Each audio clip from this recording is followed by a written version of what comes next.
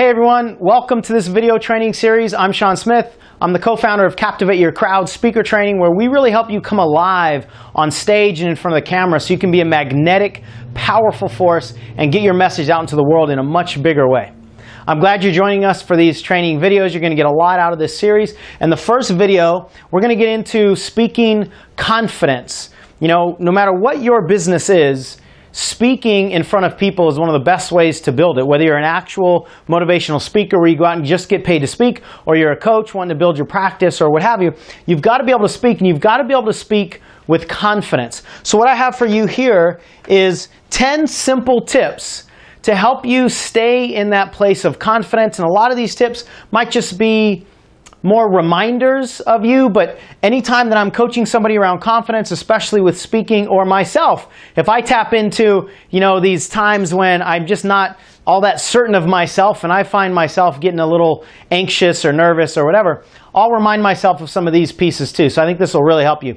The first one is to just embrace and allow it. And what I mean by it is the fear.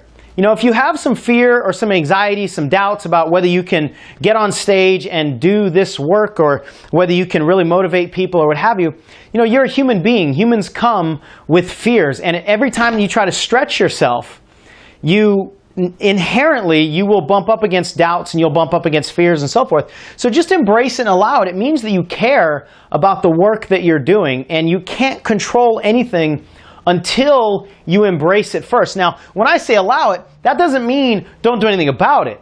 It means just allow it to be real for now so that you can do something about it. We can't control anything that we haven't embraced the realness of first. That doesn't mean you're going to justify your fears and hold on to them, but you've got to embrace them. And one of the best ways to do that is to eliminate all of your external expectations. The expectations that we place on ourselves create a lot of stress, but the expectations that we place on other people create more stress, bigger stress, because we can't control that. So we can't control how many people show up at our event. We can't control how many people buy whatever it is that you're trying to sell. We just can't control anything that anybody else does. What you can control is only the stuff that's internal. It's how do you show up? What's your energy like? How do you open your talk? What kind of movements do you have? All of those things are under your control. So that's okay to expect and demand excellence of yourself, but don't expect anything beyond what you personally can't control. Otherwise, you'll kick up all of your fears and doubts and limiting beliefs and all these things in a much bigger way. Now, ultimately, here's the solution. The solution is that it can't go wrong, because most fear around speaking is something about it going wrong. You forgetting your lines, or people not laughing at your jokes, or people not liking what you say. You become embarrassed. It's something around going wrong. As soon as you drop the idea that it's even possible for anything to go wrong, then you'll remove all risk of doing the speaking, right? Because there's no way that it can go wrong. I tend to believe that whatever happens, happens perfectly. And if something else was supposed to have happened, it would have happened. So if you just adopt this idea that everything that happens, everybody that shows up is perfect, everything that transpires in the room is perfect, otherwise something else would have happened, then it will relieve pretty much all of this fear, because there's no way that you can, mess up, right? All right, number two, another thing for you to do with your fears, once you've allowed them, is to then clarify and challenge them. So again, I don't want you to resign yourself to just having the fear, but I want you to embrace it first, but then go after it. I want you to clarify, what is the fear actually about? Like I said, most people's fears are around something going wrong, forgetting your lines, people not laughing at your jokes, just something that will lead to embarrassment. If you clarify exactly what that something is, and then challenge it, and maybe you actually handle each of those little pieces. So for instance, if you're afraid of, forgetting your lines, practice or have note cards in front of you. Then that can alleviate that specific fear of forgetting your lines, and then there's no reason for you to hold on to that fear anymore, right? If you're afraid of people laughing at your jokes, practice, test your jokes out and see which kind of jokes are going to give you the response that you really want. So when you identify clearly what the fears actually are, then you can go after them and you can challenge them. And I think all fears, about 99% of all fear, especially the internal ones, will go away if we adequately challenge them. So as I kind of alluded to, this is usually some sort of fear of not performing well and the fear of judgment, right? Judging or being judged by other people or being judged by yourself. It's most of the time it's an internal judgment that creates all the irritations, creates all the fears. But it's some form of judgment or not being approved of that really is underneath the fear of speaking. So when you go after that and identify and sort of shine the light on that fear, usually it'll tend to go away. Now here's a really important piece. All the things that we are usually afraid of happening to us, like forgetting our lines or telling a joke that bombs, all of these imperfections actually make you real.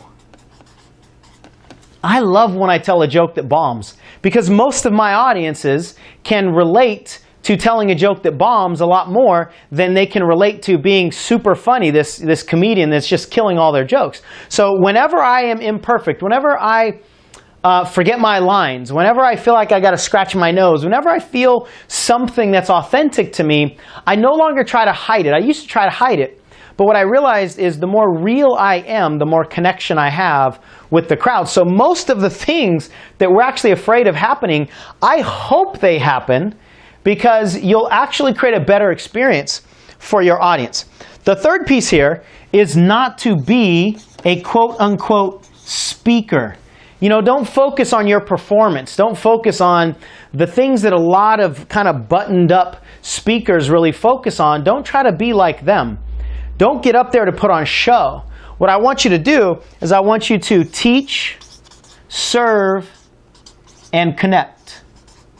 When you really focus on the people that you're here to teach and how can you serve them, and you focus on just simply connecting with them and delivering some kind of message, then you won't be so nervous about bombing as a speaker, as the performer, right?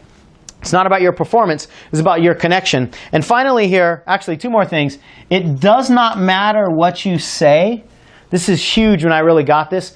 The only thing that matters is how you make people feel, right? And when you don't show up worried about what you're going to say or what you're going to forget to say, then you'll always say the right thing.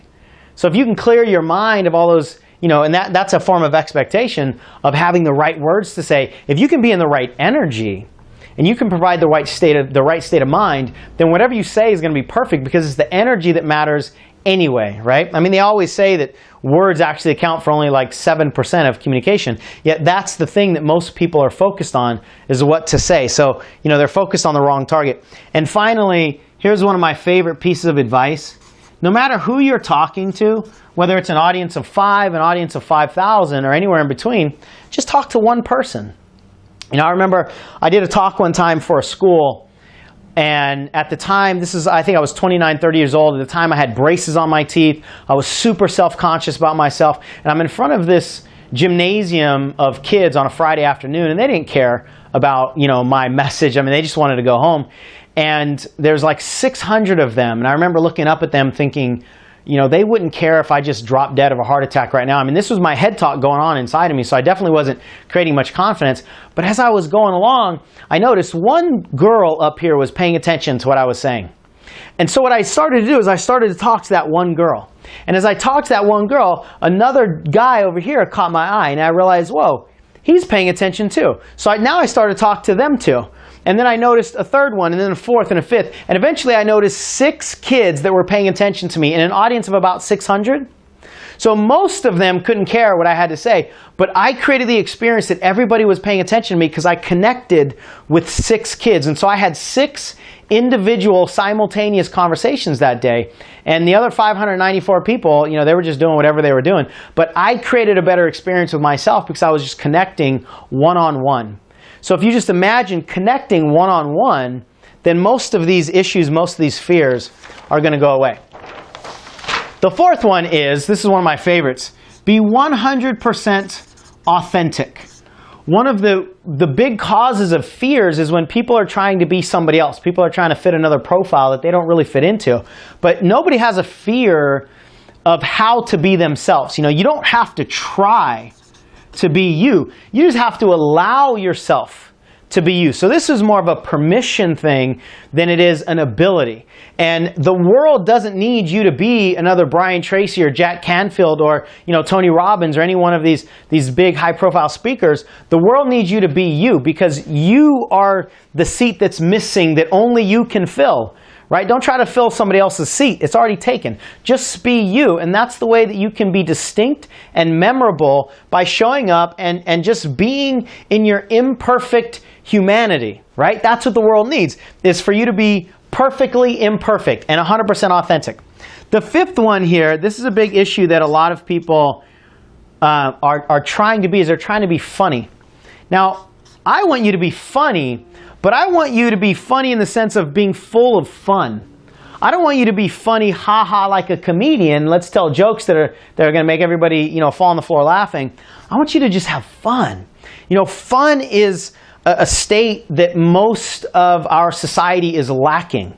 So, and people can tell when you're up on stage having fun versus when you're just up on stage worrying about what other people are saying and you just can't wait till this thing is over. When you're fun, it's engaging and it's intriguing and it's magnetic and it's contagious, right? Now, your idea of fun might not be the same as my idea of fun. Or wait till you experience Romeo or Tony or some of the guys that I want to introduce you to. Your fun and your authentic state will not be the same as anybody else's. So don't try to be, you know, fun the way I am fun or fun the way your favorite speaker is fun. Be fun the way you're fun. And sometimes that's really high energy and sometimes it's not. Sometimes it's just, you know, more low-key, but it's still authentically fun for you. The sixth piece here is you can't ever get away from this. You've got to have certainty in your content. Listen, you've got to know what you're talking about. If you don't know what you're talking about, then it will generally show. And a lot of people create these fears of speaking because they try to teach about things and talk about things they really shouldn't be talking about. But all of us have something that we can, with total certainty, show up in front of people with and speak to no end about with that confidence because you know it like you know it like you know it. It's a part of you. It's your experience. So speak from your authentic experiences.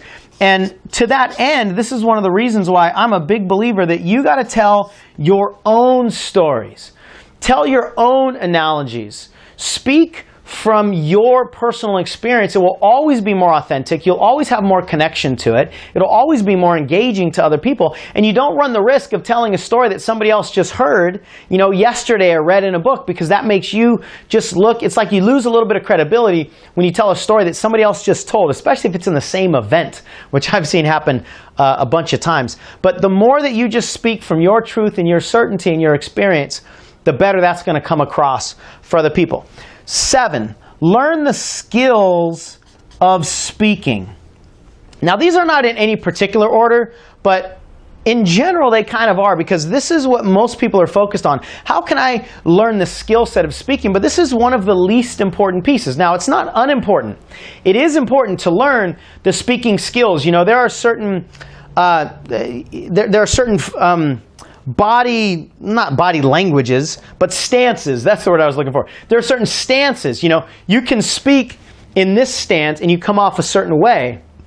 You can speak in a really confident stance and you come off another way. And I don't think you can see this on the camera, but you can open up your hands, maybe I'll raise them so you can see them, and come off in a totally different way, right? You can be really powerful and come off in a completely different energy. All of these energies are great as long as they are congruent.